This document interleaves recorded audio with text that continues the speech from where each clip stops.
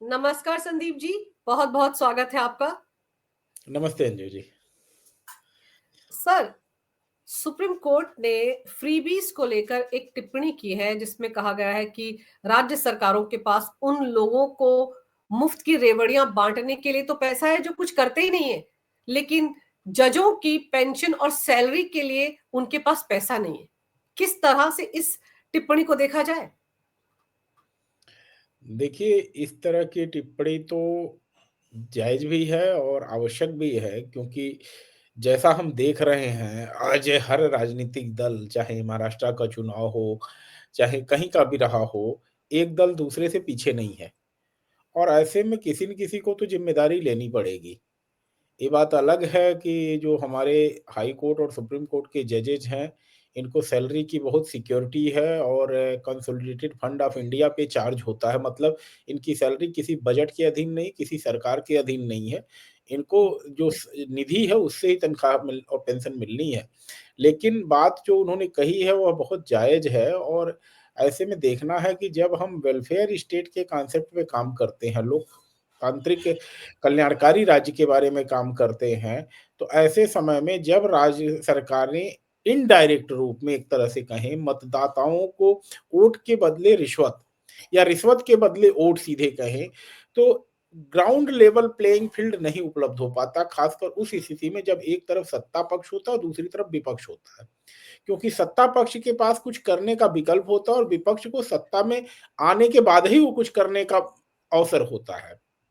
जैसा आपने देखा कि अगर महाराष्ट्र के चुनाव में चाहते, तो पॉलिटिकल पार्टीज कहती कि हम सत्ता में आएंगे तब ये काम करेंगे, क्योंकि इलेक्शन का नोटिफिकेशन जारी होने के बाद ही आप जानती हैं कि मॉडल कोड ऑफ कंडक्ट लागू होता है। लेकिन आपने देखा महाराष्ट्र के चुनाव में चुनाव की अधिसूचना जारी होने के पहले ही फ्रीबीज की घोषणा की गई। फ्रीबीज की घोषणा ही नहीं की गई, बस को इम्प्लीमेंट भी कर दिया गया। ये नहीं कहा गया कि हम जीत के आएंगे तब ये करेंगे। तो इस स्थिति में जब सरकारें अपना कमिटमेंट दोहराती हैं या कमिटेड होती हैं उस चीज को करने के लिए, तो ऐसे में तो देखना होगा कि इस पर कौन नकेल लगाई जाएगी, क्योंकि टैक्स पेयर का जो पैसा है उसको अगर हम इस तरह से देते चले गए तो एक समय एक ऐसी आबादी हमारे देश को उपलब्ध हो जाएगी जो बिल्कुल नाकारा होगी और सिर्फ डिपेंडेंट होगी टैक्स पेयर की मनी पर। क्योंकि आदमी कुछ करना क्यों चाहता है अंजू जी, मैं थोड़ा सा भी इसे अंतर कर रहा हूँ। आदमी जी। क्यों करना चाहता है कुछ, कि एक छोटा सा जमीन का टुकड़ा लेंगे, एक अपना सपनों का घर बनाएंगे, फिर आगे चल करके कुछ और व्यवस्थाएं करेंगे। तो अगर घर आपको मिल जाएगा, जमीन का टुकड़ा भी फ्री में मिल जाएगा और फिर आपके हर काम को फ्री में दिया जाएगा, फिर आप कुछ कम करने के लिए जो है एक तरह से कहें हतोत्साहित होंगे। और इसको मैं थोड़ा घुमा के कह देता हूँ कि लाइटर मोड में अगर कहें कि जो फ्रीबीज की घोषणा होती है वो इसलिए होती है कि जो अल्कोहल लेने वाले लोग हैं, क्योंकि वो अल्कोहल लेते हैं तो उसमें टैक्स भी सरकार को जाता है। तो आपको भी पता है कि अगर उस घर में राशन पहुंच रहा है फ्रीबीज के तौर पे, तो घर में कम से कम जो हस्बैंड काम नहीं कर रहा है या जो अपने परिवार का केयर नहीं कर रहा है, कम से कम सरकार तो उस परिवार का, मदर का तो केयर कर रही है कि कम से कम बच्चे भूखों तो नहीं मर रहे हैं। तो इसका ये भी एक पहलू है। लेकिन दूसरी तरफ देखें तो उस से सरकार को रेवेन्यू भी आ रहा है। अब कैलकुलेशन ये करना होगा कि अल्कोहल की बिक्री से या दारू की बिक्री से जो भी राजस्व की प्राप्ति होती है और जो राजस्व मुफ्त में अनाज देने में या फ्रीबीज देने में खर्च होते हैं, उसके बीच प्रॉफिट गेन किधर है, सरकार को है या आम जनता को है। तो इन सभी विषयों पर चर्चा जी। करने की आवश्यकता है और अगर किसी न्यायाधीश ने इतनी हिम्मत की है तो निश्चित ही इस पे चर्चा होनी चाहिए, मुझे लगता है। पर सर, आपने महाराष्ट्र का जिक्र किया लेकिन राजधानी दिल्ली की बात नहीं की। सबसे पहले तो मुफ्त की रेवड़ियां यहीं बंटनी शुरू हुई थी 10 साल पहले से।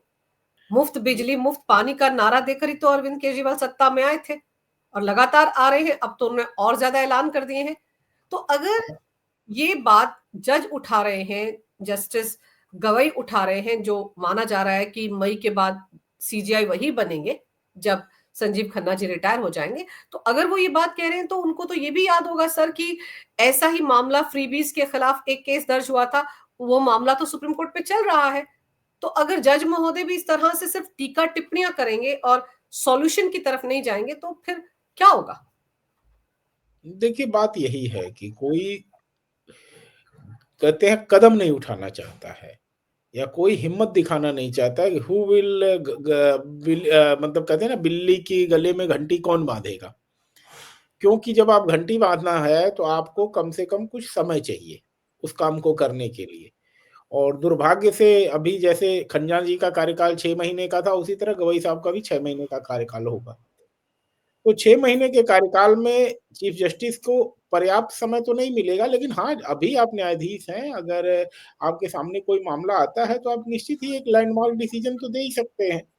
और आप सुप्रीम कोर्ट के जज हैं, मतलब कि अगर यहाँ से कोई फैसला होगा, तो उसके ऊपर तो कहीं अपील और सुनवाई भी नहीं है, सिवाय संसद में कानून बना करके उसको जो है डाउनग्रेड करने के। तो निश्चित ही अगर इस तरह से कदम उठाते हैं, क्योंकि ज़मीनी व्यक्ति हैं, जहाँ तक मैं गवई जी के बारे में जानता हूँ, तो इन सब बातों को उन्होंने कंसीडर किया है अगर, तो थोड़ा तो सोचना पड़ेगा सरकारों को भी कि न्यायाधीश इन बातों को देख रहे हैं और समझ रहे हैं। और इसलिए एक सीमा होती है हर चीज़ की, और उस सीमा के अंदर ही रह करके कोई इस तरह की घोषणाएँ होनी चाहिए।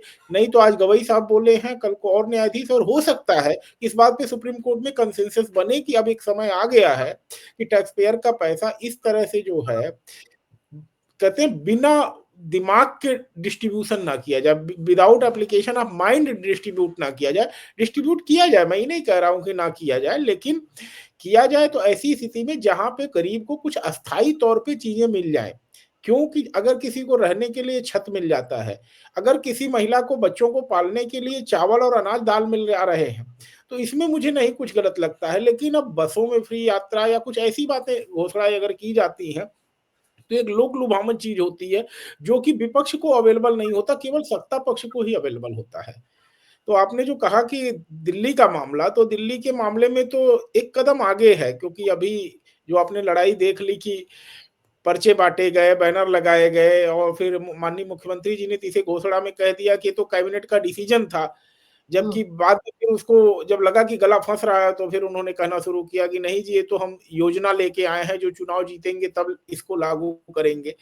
तो अगर आप मुख्यमंत्री हैं और चुनाव की अधिसूचना नहीं जारी हुई थी, उसके पहले आप ये योजना लेकर के आए थे, अगर ईमानदारी होती तो शायद आप इसको इम्प्लीमेंट ही करते।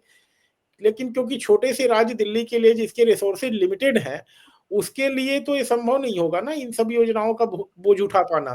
तो केंद्र की तरफ मुँह देखना ही पड़ेगा। तो ऐसी स्थिति में बजट फेल करेंगे या डेफ़िसिट की समस्याएँ आएँगी। तो अगर न्यायालय इस बात पे सोच रही है, तो हम सभी को जो है इस दिशा में सोचने की आवश्यकता है। सर, सैलरी और पेंशन की क्या आपने जैसे कहा कि एक वेलफेयर बोर्ड होता है, वहीं से ही सैलरी आती है जजेस की। लेकिन क्या उसमें भी कहीं कोई दिक्कत है? नहीं, वो तो कंसोलिडेटेड फंड ऑफ इंडिया है। जो हाई कोर्ट और सुप्रीम कोर्ट के जजेज हैं, उनकी सैलरी के बारे में बहुत ही स्पष्ट प्रावधान है। उसमें से मतलब किसी तरह से बजटरी एलोकेशन की आवश्यकता नहीं है उनको सैलरी पेंशन के लिए। लेकिन हाँ, लोअर जुडिशरी के जजेज के लिए, अपॉइंटमेंट के लिए, उन सब चीज़ों के लिए राज्य सरकार को तो व्यवस्था करनी ही है। और जो केस इन्हीं फ्रीबीज को लेकर सुप्रीम कोर्ट में चल रहा है, उसका क्या स्टेटस है? वो तो मेरे ख्याल से 1 साल से ज़्यादा हो गया उस केस को सुप्रीम कोर्ट में पेंडिंग पड़े हुए। देखिए, मैं क्या कह रहा हूँ कि बिल्ली की गले में घंटी कौन बाँधेगा?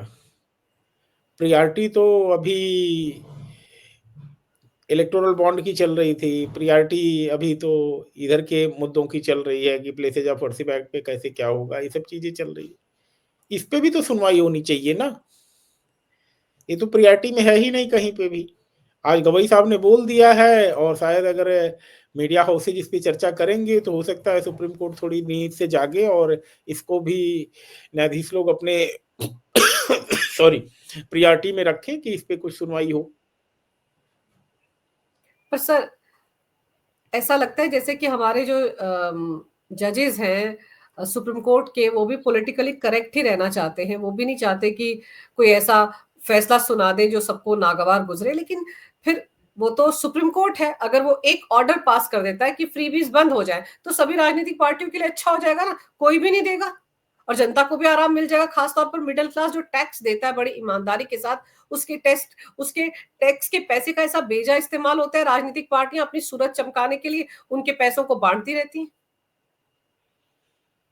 नहीं देखिए, अगर आप दक्षिण भारत की राजनीति में देखेंगे तो फ्रीबीज वहाँ पे कुछ बहुत ही ज़्यादा हो गई है। हुँ। वहाँ तो स्कूटी तक फ्रीबीज में बाँटी जा रही है।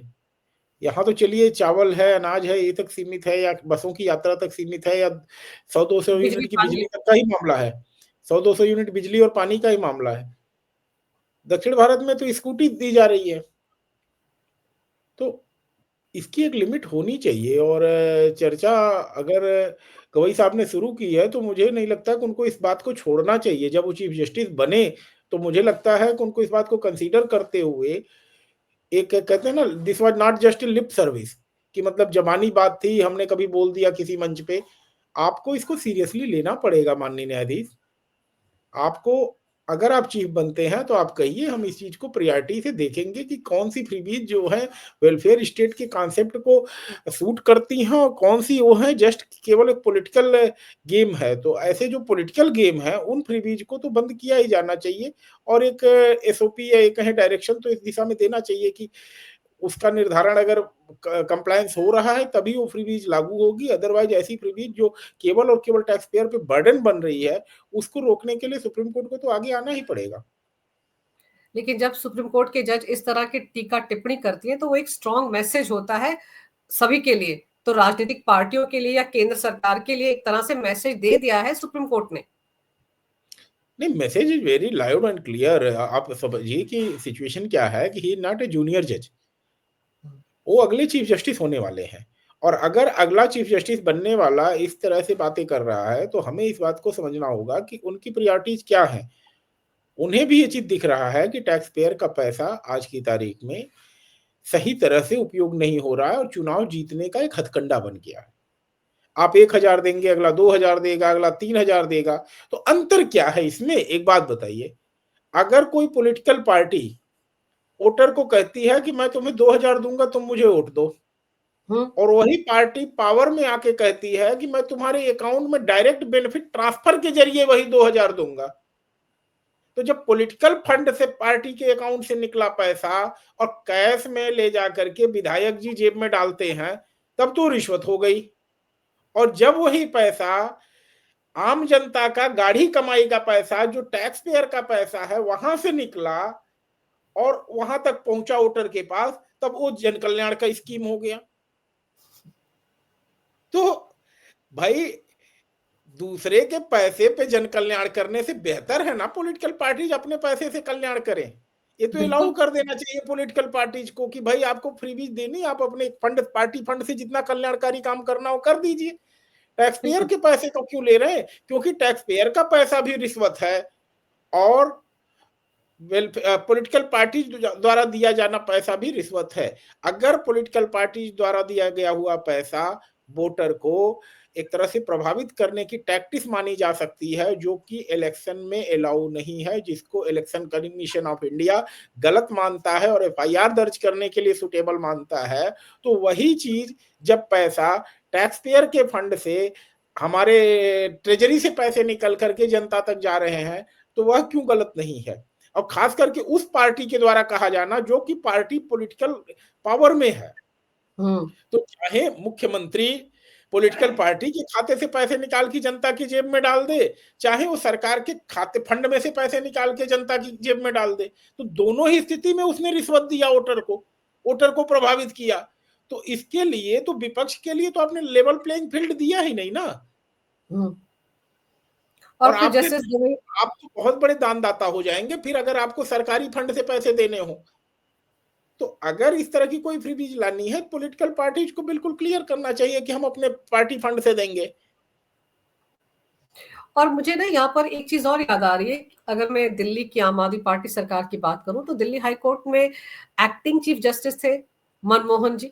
उन्होंने अच्छी खासी लताड़ लगाई थी कि बहुत सारी निचली अदालतों में कंस्ट्रक्शन का काम पड़ा हुआ है, जिसके लिए पैसा उस वक़्त केजरीवाल सरकार को ही देना था, लेकिन वो फंड नहीं दे रहे थे उनको। एलोकेट कर दिया था बजट में, लेकिन फंड रिलीज़ नहीं कर रहे थे। तो उन्होंने फटकार लगाई थी। तो कहीं न कहीं उस बात को भी जस्टिस गवई ने ध्यान में रखा है कि भई अदालतें भी तो आम लोगों के लिए बनेंगी ना।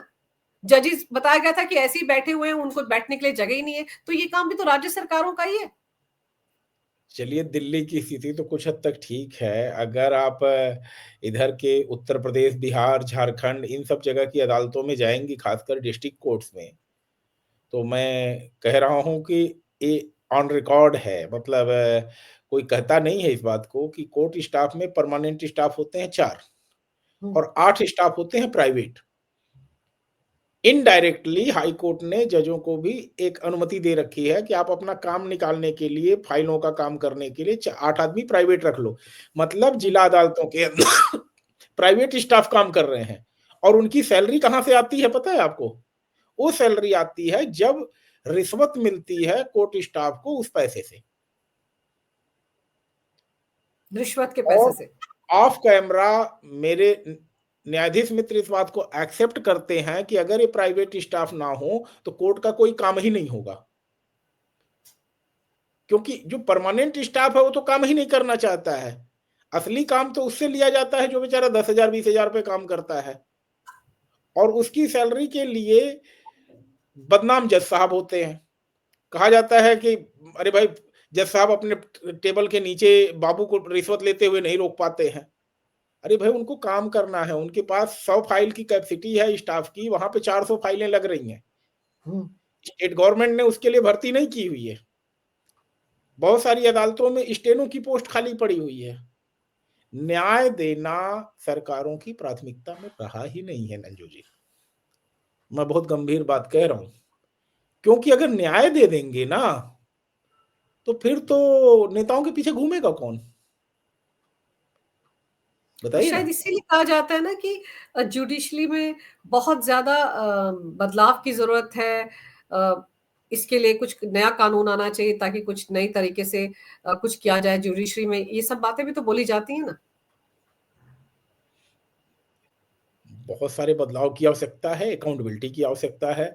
एक जो मैंने यूपी, बिहार, झारखंड की बात कही, दिल्ली में क्या है कि इतना फंड आ रहा है कि एक ही टाइल्स हर साल तोड़ी जाती है जिला अदालतों में और बदली जाती है, जिसकी कोई आवश्यकता नहीं होती, अनावश्यक पैसा खर्च होता है। आप देखिए हाई कोर्ट वगैरह में जाइए, देखिए कि अकूत पैसा खर्च हुआ है टैक्स पेयर का। क्योंकि यहाँ छोटा स्टेट है और फंड आते हैं तो खर्च करने में कोई बुराई नहीं है, होता भी है। लेकिन बाकी जो बड़े राज्य हैं उत्तर प्रदेश या राजस्थान या झारखंड, छत्तीसगढ़ इन सब जगहों पर हाई कोर्ट्स को ध्यान देने की आवश्यकता है। इलाहाबाद हाई कोर्ट की स्थिति बड़ी खराब है। पर बेसिक इंफ्रास्ट्रक्चर नहीं है। जी। लेकिन अगर हम सुप्रीम कोर्ट की बात एक बार फिर से करें तो जस्टिस गवाई ने ये स्टेटमेंट भी दिया है कि उन्होंने सुप्रीम कोर्ट में जितनी अनुशासनहीनता देखी है वैसी तो उन्होंने किसी हाई कोर्ट में भी नहीं देखी। उनके हिसाब से सुप्रीम कोर्ट सबसे ज्यादा अनुशासनहीन जगह है। ये स्टेटमेंट उन्होंने क्यों दिया? नहीं, मैं उनके इस बात से थोड़ा-सा डिफ़र करूँगा। ये बात इस तरह से उन्हें ओपनली नहीं बोलनी चाहिए थी और बार और बेंच के बीच बहुत ही अच्छा संबंध है और ज़्यादातर हम ही लोगों के बीच से लोग बेंच में जाते हैं और दोनों एक-दूसरे का बहुत सम्मान करते हैं। अब कोई बात उन्हें किस तरह से हिट की, उन्हें क्यों इस तरह से लगा, उसके लिए वही बेहतर बता पाएँगे। अदरवाइज़ हर एडवोकेट बोलने से पहले एक रिगार्ड करता है सुप्रीम कोर्ट में जजों का। हाँ, कभी भीड़ रही होगी ऐसी स्थिति जिसमें कि थोड़ा-सा हो गया हो कोई बात कि जज साहब को बुरी लगी हो। लेकिन एक चीज़ समझिएगा कि जब से वीसी हियरिंग शुरू हुई है, वर्चुअल हुँ, हियरिंग शुरू हुई है, तब से थोड़ा तो वकीलों के अंदर भी और जजों के अंदर भी हुआ है कि चीज़ें पब्लिक में दिख रही हैं। हुँ, तो एक होड़ तो थोड़ी-सी है ही कि बाहर लोग देख रहे हैं, तो अगर हमारी परफ़ॉर्मेंस नहीं देखेंगे, हमें थोड़ा शांत देखेंगे कोर्ट के अंदर, तो लोग कहेंगे कि वकील साहब तो कोर्ट में बोले ही नहीं। आपने को हुँ, ही याद होगा कि जब प्लेसेस ऑफ वर्शिप एक्ट की सुनवाई चल रही थी, तो मैंने कहा कि भीड़ में मुस्लिम पक्षकारों के इतने वकील घुस गए थे कि हमारे हिंदू पक्षकारों के वकील विष्णु जैन जी और अश्विनी उपाध्याय जी पीछे रह गए थे। हुँ। तो वीसी हियरिंग का ये डिमेरिट भी है और थोड़ा-सा इसलिए चीज़ों को देखने की ज़रूरत है और ऐसा नहीं कहना चाहिए था उनको जो है मेरा सम्मान के साथ कहना है कि हमारी बार और बेंच के बीच की अगर कोई बात है, तो बार और बेंच के बीच ही होनी चाहिए, वो मीडिया में नहीं आनी चाहिए, ये एक परिवार है। जी। लेकिन चलिए, अब अगर उन्होंने फ्रीबीज़ को लेकर स्टेटमेंट दिया है और अनुशासनहीनता को लेकर स्टेटमेंट दिया है, तो एक मैसेज जिनको देने की कोशिश की है, उन तक वो बात पहुँच जानी चाहिए। क्योंकि अगर सब लोग देख रहे हैं और ऐसे बहस के दौरान दोनों पक्ष के वकील आपस में भिड़ जाएँ या ज़ोर-ज़ोर से चिल्लाने लग जाएँ, तो उससे भी एक अच्छा मैसेज नहीं जाता है, क्योंकि ये सुप्रीम कोर्ट आप है। इस आपने देखा ही होगा, चंद्रचूड़ साहब की हियरिंग चल रही थी और कभी बड़े सीनियर एडवोकेट को उन्होंने बहुत ज़्यादा डाँटा था और डाँट हुँ, के कोर्ट के से बाहर भी निकाल दिया था उनको। कहा था कि आप हुँ। तुरंत निकल जाइए कोर्ट के अंदर से। तो ऐसी बातें हो जाती हैं कभी-कभार, लेकिन अब क्योंकि वीसी हियरिंग है तो सारी बातें सामने आती हैं, नहीं तो ये हम ही लोगों के बीच रह जाती हैं, अंदर का मामला, घर का मामला रह जाता है। तो चलिए, आइंदा से अगर कोई बात ऐसी हुई है तो माननीय अधिवक्ता भी इस बात का ध्यान रखेंगे कि हमारे माननीय न्यायाधीश कभी इस बात से हर्ट ना हों और एक स्वस्थ परंपरा कायम रहे। जी। बिल्कुल। और ये जो फ्रीबीज़ को लेकर स्टेटमेंट दिया उन्होंने, इसका असर जहाँ तक पहुँचना चाहिए या बात जहाँ तक पहुँचनी चाहिए, उम्मीद मुझे मैं भी अंजू कर रही जी हूँ बात पूरा वहाँ तक विश्वास पहुँच है। जाए।